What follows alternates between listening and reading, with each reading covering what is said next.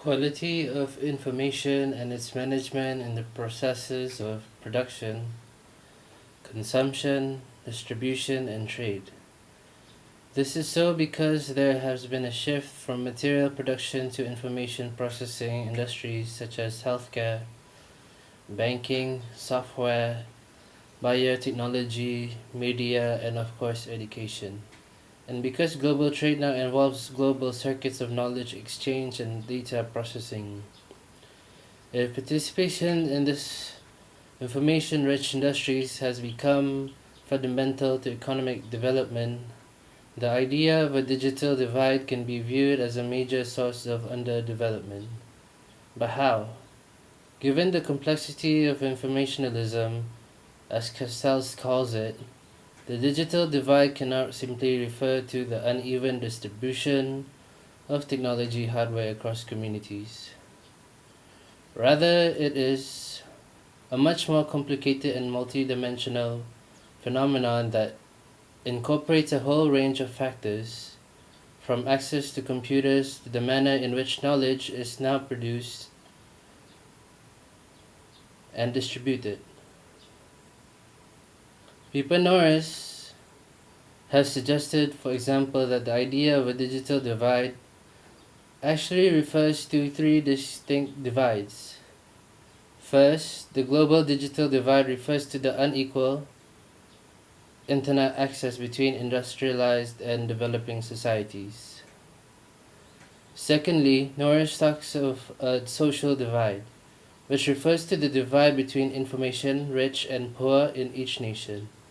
And finally, and more significantly, she introduces the idea of a democratic divide to signify the differences between those who do and do not use the enormous and growing resources of the internet to engage, mobilize, and participate in public life.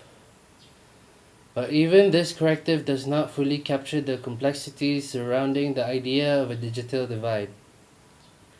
With the size of the online community doubling every year, it is now clear that the internet is transforming the way people live, work, and play. Few now doubt that digital technologies are transforming the flow of capital, goods, and services within global spaces. Such technologies have become not only an important element of economic activity but also a ubiquitous source of information. The potential impact of the internet on the developing countries is hard to assess. On the one hand, some argue that digital technologies provide countries of the South opportunities to leapfrog various stages of economic and social development, while others maintain that the information economy fundamentally favors the already information-rich societies. Voices of developing countries on the internet are almost entirely absent. As Ferguson notes, in the neoliberal world order, Sub-Saharan Africa in particular has been pushed further into what he calls the global shadows, inextricably linked to the global economy yet in ways that marginalize its voices.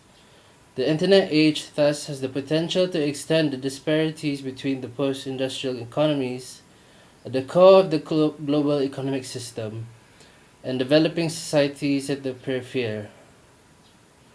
The rich economies are able to use digital technologies to boost productivity, while the poor societies are left in a position to play catch-up, which they can seldom do to the fast-changing nature of the digital technologies and cost involved. National systems of education and international organizations are fully aware that the